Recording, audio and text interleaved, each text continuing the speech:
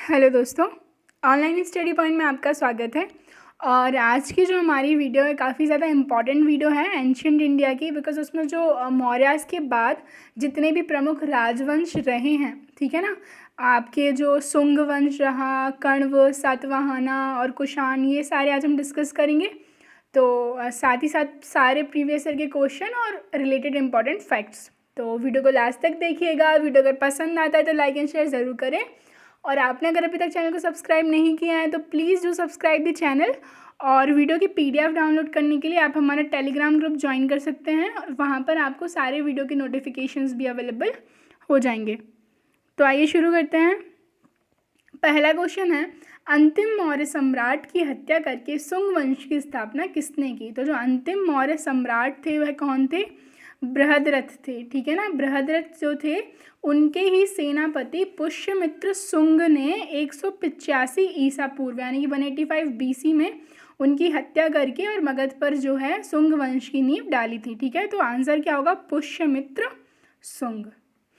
Next देखते हैं, पुष्यमित्र सुंग और सम्राट बृहद्रथ की राजकीय सेना में किस पद पर आसीन था? तो जो सम्राट बृहद्रथ थे, मौर्य वंश के शासक, उनके क्या थे? सेनापति थे पुष्यमित्र सुंग, और उन्होंने ही इनकी हत्या की और सुंग वंश की स्थापना की। और आगे बढ़ने से पहले प्लीज़ वीडियो को ज़्यादा से ज़्यादा लाइक एंड शेयर ज़रूर करें। चैनल को सब्सक्राइब करके बेल आइकन प्रेस करें ताकि सारी वीडियोस का नोटिफिकेशन आपको अवेलेबल हो पाए। और अगर नहीं हो पाता है तो आप टेलीग्राम ग्रुप ज्वाइन कर लें, जहां सारी वीडियो के नोटिफिकेशंस और पीडीएफ आपको अवेलेबल हो जाएंगे। नेक्स्ट देखते हैं, कण्व वंश की स्थापना किसने की? तो जो कण्व वंश की स्थापना है वो वसुदेव के द्वारा की गई थी, ठीक है ना। सुंग वंश के जो अंतिम शासक थे देवभूति की हत्या कर लगभग 73 ईसा पूर्व, ठीक है ना, ये टाइम पीरियड था, वसुदेव ने जो है कण्व वंश की स्थापना की थी। और जो कण्व वंश है, कण्व वंश के अंतिम शासक थे कौन? सुशर्मा, ठीक है, ये याद रखिएगा। नेक्स्ट देखते हैं, सातवाहना वंश का संस्थापक कौन था? तो जो सिमुक थे दोस्तों, ठीक है ना, ये संस्थापक थे। इन्होंने जो सुशर्मा थे, जो कण्व वंश के सुशर्मा जो अंतिम शासक थे, उनकी हत्या करके इन्होंने सातवाहना वंश की स्थापना की थी, ठीक है। और इन्होंने अपनी जो राजधानी बनाया था वो किसको बनाया था? प्रतिष्ठान को। ये भी आप याद रख सकते हैं, प्रतिष्ठान को इन्होंने राजधानी बनाया था, जो कि गोदावरी नदी के किनारे पर स्थित थी और औरंगाबाद जिले, ठीक है ना, महाराष्ट्र के औरंगाबाद जिले में थी। और हम बात करेंगे जो सातवाहना डायनेस्टी है उसके जो इम्पोर्टेंट रूलर थे, तो सबसे पहले सिमुक जिन्होंने स्थापना की, इसके बाद शातकर्णी, गौतमी पुत्र शातकर्णी, वशिष्ठ पुत्र और पुलमावी, ये जो थे काफ़ी ज़्यादा इम्पॉर्टेंट रूलर्स रहे हैं। इसके बाद इन्होंने जो सिक्के चलवाए थे, ठीक है ना, चांदी के, तांबे के और कांसे के, सबसे ज़्यादा जो उन्होंने धातु जो यूज़ में लाई जाती थी इनके सिक्के बनाने में वो थी सीसा, ठीक है ना, जिसको हम क्या बोलते हैं? लेड बोलते हैं, ठीक है। इसके बाद जो सातवाहना थे, इन्होंने ही इनकी जो राजकीय भाषा थी वो क्या थी? प्राकृत थी, और लिपि जो थी ब्राह्मी थी, ठीक है। और ब्राह्मणों को भूमि अनुदान देने की जो प्रथा है वो सबसे पहले सातवाहना शासकों ने ही शुरू की थी। नेक्स्ट देखते हैं, भारतीय रंगमंच में यवनिका यानी कि पर्दा जो है, इसका शुभारंभ किसने किया था? तो यहाँ से आपको ये याद रखना है कि जो रंगमंच का पर्दा होता था उसको क्या बोला जाता था? तो यवनिका बोला जाता था। ये भी पूछा जा सकता है। और इसकी जो शुरुआत है किसके द्वारा की गई थी? तो इसकी शुरुआत यूनानियों के द्वारा की गई थी, ठीक है ना। यूनानियों ने पर्दे का प्रचलन आरंभ किया, किसमें? भारतीय नाट्य कला में। और भारतीय नाट्य कला के विकास में भी इन्होंने योगदान दिया। चूँकि ये यूनानियों ने शुरू किया था इसलिए इसको यवनिका बोला गया, ठीक है ना। जितने भी यवन राज रहे हैं हम आगे डिस्कस करेंगे उनके बारे में। नेक्स्ट देखते हैं, भारतीयों के महान रेशम मार्ग सिल्क रूट किसने शुरू किया था? जो सिल्क रूट है किसके द्वारा शुरू किया गया था? ये शुरू किया गया था कनिष्क के द्वारा, ठीक है। कनिष्क कौन से वंश के थे? तो कुषाण वंश के थे, ठीक है। अगर हम कुषाण वंश की बात करें तो जो कुषाण वंश थे इनकी जो संस्थापक थे, इनकी स्थापना कुषाण वंश की किसने की थी? तो कुजल कडफिसिस, ठीक है। आप ये संस्थापकों के नाम याद रखिए। कुजला कडफिसिस ने जो है इसकी स्थापना की थी कुषाण वंश की। और इस वंश के जो सबसे प्रतापी शासक थे वह कौन थे? कनिष्क थे। इनकी जो राजधानी थी वह क्या थी? पुरुषपुर थी, जो दूसरा नाम है पेशावर का। और इनकी जो द्वितीय राजधानी थी ये मथुरा थी। ठीक है। और कनिष्क ने 78 AD में, ठीक है ना, 7800 ईस्वी में शक संवत की शुरुआत की थी। और ये बौद्ध धर्म के अनुयायी थे। इन्होंने चौथी बौद्ध संगति का भी आयोजन किया था कुंडलवन कश्मीर में। ठीक है। और जो कनिष्क के राजवैद्य थे वह कौन थे? चरक थे, जिन्होंने चरक संहिता लिखी है।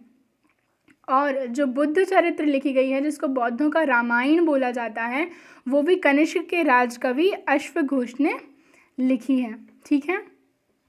नेक्स्ट देखते हैं, निम्नलिखित में से किसने बड़े पैमाने पर स्वर्ण मुद्राएं यानी कि सोने की मोहर चलाई थी? तो स्वर्ण मुद्राएं किसके द्वारा चलाई गई थी? निम्नलिखित बोला है। ठीक है। तो कुषाण शासकों के द्वारा। अब मैं आपको एक फैक्ट क्लियर कर देती हूँ कि जो गुप्ता है ना, ठीक है, जो गुप्ता साम्राज्य आएगा आगे जाकर, उन्होंने भी काफ़ी मतलब बड़े लेवल पे जो हैं गोल्ड कॉइन्स, जो स्वर्ण मुद्राएं इशू की थी। लेकिन ऐसा कहा जाता है कि जो आरंभिक कुषाण शासक हैं उन्होंने भारी संख्या में स्वर्ण मुद्राएं जारी की, जिनकी शुद्धता गुप्त काल की स्वर्ण मुद्राओं से भी उत्कृष्ट थी। ठीक है, ये याद रखिएगा। और भारत में सबसे पहले जो सोने के सिक्के, जो स्वर्ण मुद्रा चलाई गई थी, वो हिंदू यूनानी शासकों के द्वारा, यानी कि जो इंडो ग्रीक शासक थे इनके द्वारा चलाई गई थी। नेक्स्ट देखते हैं, चरक और नागार्जुन किसके दरबार में थे? तो जो चरक तो मैंने आपको बता ही दिया था, जिन्होंने चरक संहिता लिखी है, तो कनिष्क के राजवैद्य थे। और इसके बाद जो नागार्जुन हैं, ठीक है ना, ये भी किसके हम कहें दरबार में थे? तो कनिष्क के दरबार में थे। ठीक है ना। और जो नागार्जुन है इनको भारत का आइंस्टीन बोला जाता है। ठीक है, क्या बोला जाता है? भारत का आइंस्टीन बोला जाता है। इनकी एक पुस्तक है, ठीक है, नाम याद रखिएगा, माध्यमिक सूत्र। ठीक है, क्या नाम है इसका? माध्यमिक सूत्र। और इनको क्या बोला जाता है नागार्जुन को? तो भारत का आइंस्टीन बोला जाता है। नेक्स्ट देखते हैं, शक संवत का प्रारंभ किस सम्राट ने 78 यानी कि 78 ईस्वी में किया था? 78 AD किसने किया था? कनिष्क के द्वारा किया गया था। जब कनिष्क गद्दी पर बैठे थे, यही उनके गद्दी पर बैठने का समय था, और तभी उन्होंने इस संवत की शुरुआत की, जिसको क्या बोला गया? शक संवत बोला गया। नेक्स्ट देखते हैं, तक्षशिला विश्वविद्यालय स्थित था। तो तक्षशिला कहाँ पर है? तो ये कहाँ? पाकिस्तान में। नेक्स्ट देखते हैं, प्राचीन काल में कलिंग का महान शासक था। तो देखिए, कलिंग से जो क्वेश्चन पूछा जाता है वो मेनली एक तो कलिंग जो अशोका का वॉर था, ठीक है ना, जिसके बाद उन्होंने बुद्ध धर्म अपना लिया था। और यहाँ जो कलिंग है ये पूछा गया है, कलिंग के एक हम कहें बहुत ज़्यादा प्रतापी शासक थे, महान शासक थे, तो वह कौन थे? खारवेल। ठीक है, ये याद रखिएगा, क्या थे? खारवेल थे।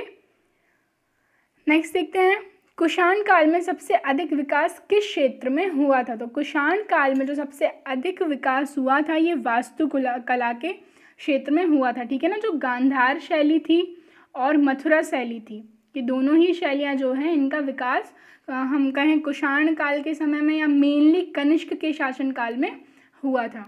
ठीक है, कनिष्क के बारे में हमने सारी बातें कर ली हैं। बौद्ध धर्म के अनुयायी थे, चरक जो थे, अश्वघोष, नागार्जुन, वसुमित्र, सारे जो हैं कनिष्क के दरबार में थे। ठीक है, और इन्होंने शक संवत की शुरुआत की थी 78 AD में। नेक्स्ट देखते हैं, सातवाहनों ने पहले स्थानीय अधिकारियों के रूप में काम किया है। तो सातवाहनों ने अपना राज्य स्थापित करने से पहले किसके अधीन काम करते थे? तो ये मौर्यों के अधीन काम करते थे। और ये जितने भी हम डायनेस्टीज़ देख रहे हैं, राजवंश देख रहे हैं, ये सारे मौर्यास के बाद के हैं। नेक्स्ट देखते हैं, निम्नलिखित में से वह महानतम कुषाण नेता कौन था जो बौद्ध बन गया था? तो कुषाण के मेन आपको याद रखने हैं, जो कजुला कटफिसिस थे इनका नाम याद रखिएगा, क्योंकि ये संस्थापक थे। और दूसरे जो थे कनिष्क सबसे प्रतापी थे, और यह इस क्वेश्चन का आंसर भी वही है, इन्होंने क्या? बौद्ध धर्म अपना लिया था। इन्होंने चौथी जो बौद्ध हम बात करें बौद्ध सभा थी, उसका आयोजन करवाया था कुंडलवन कश्मीर में, और उसके जो अध्यक्ष थे वह कौन थे? वह वसुमित्र थे। ठीक है, ये भी याद रखिएगा। नेक्स्ट देखते हैं, कुषाण काल के दौरान मूर्तिकला की गांधार शैली निम्नलिखित में से किसका मिश्रण है? तो जो गांधार शैली है किसका? Indo Greek. ठीक है ना, इंडो ग्रीक, भारत ग्रीक या फिर यूनानी शैली। नेक्स्ट देखते हैं, कनिष्क की राजधानी थी। तो कनिष्क की जो राजधानी थी ये क्या थी? पुरुषपुर थी। ठीक है, ये मैंने आपको बता दिया है। और कुषाण वंश के काफ़ी ज़्यादा एक इम्पॉर्टेंट रूलर थे, और कुषाण वंश की जो स्थापना है किसके द्वारा की गई थी, तो कजुला कड़फिस के द्वारा की गई थी। पुरुषपुर निम्नलिखित में से किसका दूसरा नाम है, तो पुरुषपुर किसका दूसरा नाम है, तो ये नाम है किसका, पेशावर यानी कि पाकिस्तान में। नेक्स्ट देखते हैं, चरक किसके राज चिकित्सक थे, तो चरक जो थे कनिष्क के राज चिकित्सक थे, जिन्होंने चरक संहिता जो है लिखी थी। नेक्स्ट देखते हैं, तक्षशिला के प्रसिद्ध स्थल होने का कारण क्या था, तो जो तक्षशिला है इसके प्रसिद्ध स्थल होने का कारण था गांधार कला, ठीक है ना। गांधार कला जो थी, और हमने बात की थी कि जो कुषाण शासक रहे हैं उनके समय में सबसे ज़्यादा वास्तुकला का विकास हुआ है, जिसमें गांधार शैली और मथुरा शैली का जो विकास हुआ कनिष्क के समय में, ठीक है।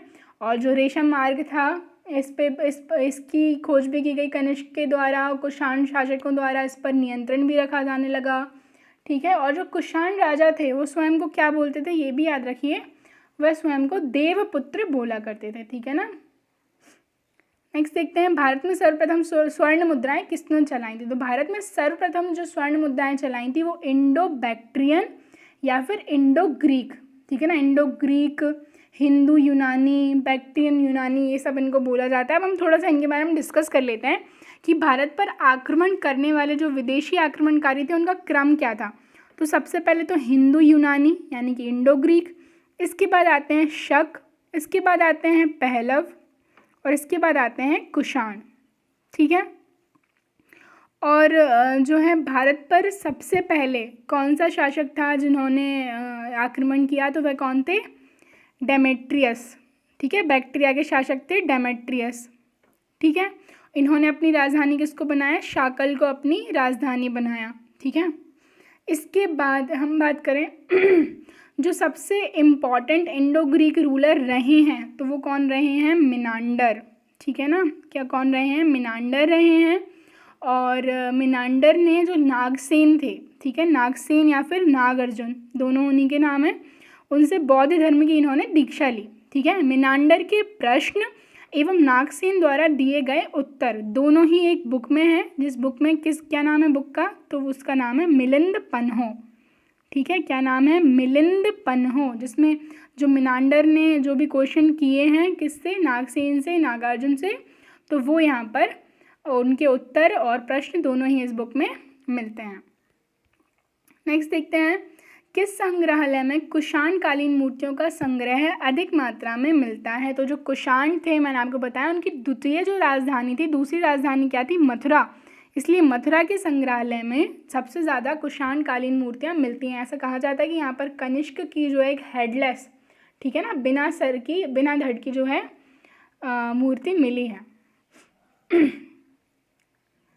नेक्स्ट देखते हैं, निम्नलिखित में से किसने सोने के सर्वाधिक शुद्ध सिक्के चलवाए, तो किसने चलवाए, कुषाण ने चलवाए। मैंने आपको ये बताया था कि जो प्रारंभिक कुषाण वंश के शासक थे उन्होंने भारी संख्या में स्वर्ण मुद्राएं चलाई थी और जिनकी शुद्धता जो थी गुप्त काल के स्वर्ण मुद्राओं से भी उत्कृष्ट थी। नेक्स्ट देखते हैं, सातवाहनों के समय में मुद्रा सर्वाधिक किस धातु की बनी होती थी, तो ये मैंने आपको बता दिया है ऑलरेडी, किसकी बनी होती थी, सीसा यानी कि लेड की। और जो सातवाहना थे तो इनके वंश के संस्थापक कौन थे, तो ये थे सिमुक। नेक्स्ट देखते हैं, निम्नलिखित में से कनिष्क के समकालीन कौन थे, तो कनिष्क के समकालीन कौन थे, तो यहाँ देखिए नागार्जुन, जिनको भारत का आइंस्टीन बोला जाता है, अश्वघोष जिन्होंने बौद्ध चरित्र की रचना की है, और वसुमित्र जो अध्यक्ष थे किसकी, चौथी बौद्ध सभा के। तो ये तीनों ही समकालीन थे कनिष्क के। नेक्स्ट देखते हैं, किस वंश के शासकों ने ब्राह्मणों एवं बौद्ध भिक्षुओं को कर मुक्त भूमि या गांव, जिसको मैंने आपको बताया था कि सबसे पहले जो भू अनुदान की प्रथा है किसके द्वारा शुरू की गई थी, तो सातवाहनाओं के द्वारा इसको शुरू किया गया था। जो कण्व वंश के अंतिम शासक थे सुशर्मा, उनकी हत्या करके सिमुक ने जो है स्थापना की थी सातवाहना वंश की। उन्होंने अपनी राजधानी बनाया प्रतिष्ठान को, जो कि गोदावरी नदी के किनारे पर थी, महाराष्ट्र में औरंगाबाद जिले में, ठीक है ना। सिमुक, सातकर्णी, गौतमीपुत्र सातकर्णी, पुलमावी, ये जो थे इनके इम्पॉर्टेंट रूलर थे। इन्होंने सिक्के चलवाए थे कई सारे, जिसमें ये सीसे के सिक्के, जो सीसा मैंने आपको बताया सबसे ज़्यादा इम्पॉर्टेंट हुआ करते थे वो, यानी कि लेड के, ठीक है ना। नेक्स्ट देखते हैं, निम्नलिखित राजवंशों पर विचार कीजिए। इन राजवंशों का सही कलाक्रम क्या है, ठीक है ना। तो सही हमें क्रम बताना है इनका, सबसे पहला कौन सा है, फिर उसके बाद कौन सा है। तो ये देखिए इसका जो सही होगा वो आंसर डी होगा, ठीक है। सबसे पहले जो आए शुंग, हमने देखा शुंग के बाद कर्ण आए, कर्ण के बाद कौन से आए, सातवाहन आए, ठीक है ना। तो थर्ड, फिर इसके बाद फर्स्ट, फिर जो आएंगे गुप्ता आएंगे, गुप्ता के बारे में हम बात करेंगे आगे 319 AD में अप्रॉक्स, और उसके बाद में कहीं जाकर आएंगे कौन से, चोल, ठीक है ना। तो शुंग, सातवाहना, गुप्ता और चोल, ये सही ऑर्डर होगा, यानी कि डी वाला हमारा करेक्ट ऑप्शन होगा। नेक्स्ट देखते हैं, मौर्य साम्राज्य के ध्वंस के पश्चात कई आक्रमणों की श्रृंखला रही। भारत पर सबसे पहले जो आक्रमण किया तो वह किसने किया, ये मैंने आपको बताया है। ये भारत पर सबसे पहले जो आक्रमण किया गया किसके द्वारा, बैक्ट्रियन ग्रीक के द्वारा। और जो शासक था वह कौन था, शासक का नाम क्या था, शासक का नाम था डेमेट्रियस, ठीक है ना, क्या नाम था, डेमेट्रियस। नेक्स्ट देखते हैं, तो ये शासक दिए हुए हैं और उनकी उपाधि दी हुई है, किसको क्या क्या बोला जाता था। तो अशोक के बारे में जब हमने मौर्य साम्राज्य के क्वेश्चन डिस्कस किए थे तो मैंने आपको बताया था क्या बोला जाता था, प्रियदर्शी, यानी कि फिफ्थ वाला जो है करेक्ट होगा, तो फिफ्थ। फिर इसके बाद कनिष्क को मैंने आपको बता दिया, कुषाण शासक स्वयं को क्या बोलते थे, तो देवपुत्र बोला करते थे, तो फिफ्थ के बाद 4। और जो खारवेल थे, खारवेल की हमने बात की थी, ये कलिंग के एक महान शासक थे, तो इसके बाद 2nd। और जो कुमार गुप्त थे, गुप्त वंश के शासक हैं, आगे हम इनके बारे में बात करेंगे। तो इनकी जो उपाधि थी वह क्या थी, महेंद्रादित्य। तो 5, 4, 2, 3 जो है करेक्ट ऑर्डर होगा। हम देख लेते हैं 5, 4, 2, 3, यानी कि डी वाला आंसर करेक्ट है। नेक्स्ट देखते हैं, प्राचीन भारत में निम्न में से किस एक ने नियमित रूप से सोने के सिक्के चलाए थे। तो कुषाण वंश जो थे उनके द्वारा नियमित रूप से सोने के सिक्के चलाए। नेक्स्ट क्वेश्चन देखते हैं, प्राचीन भारत में देश की अर्थव्यवस्था में अत्यंत महत्वपूर्ण भूमिका निभाने वाली श्रेणी, ठीक है ना, ये बहुत इंपॉर्टेंट क्वेश्चन है, यूपीएससी का क्वेश्चन है। निभाने वाली श्रेणी संगठन के संदर्भ में निम्नलिखित में से कौन सा कथन सत्य है और कौन सा नहीं है, ये हमें बताना है। तो पहला पढ़ते हैं, प्रत्येक श्रेणी राज्य की एक केंद्रीय प्राधिकरण के साथ पंजीकृत होती थी और प्रशासनिक स्तर पर राजा उनका प्रमुख होता था, ठीक है। अगला देखते हैं, श्रेणी ही वेतन काम करने के नियमों, मानकों और कीमतों को सुनिश्चित करती थी और श्रेणी का अपने सदस्यों पर न्यायिक अधिकार होता था। तो इसका जो आंसर सही है वह कौन सा है, 2 और 3 वाले, कि जो वेतन और काम करने के नियमों पर, मानकों और कीमतों को सुनिश्चित किया जाता था इनके द्वारा, और उनके जो सदस्य होते थे उन पर इनका न्यायिक अधिकार होता था। तो ये थी हमारी आज की वीडियो अगर पसंद आती तो लाइक एंड शेयर ज़रूर करें। Thank you.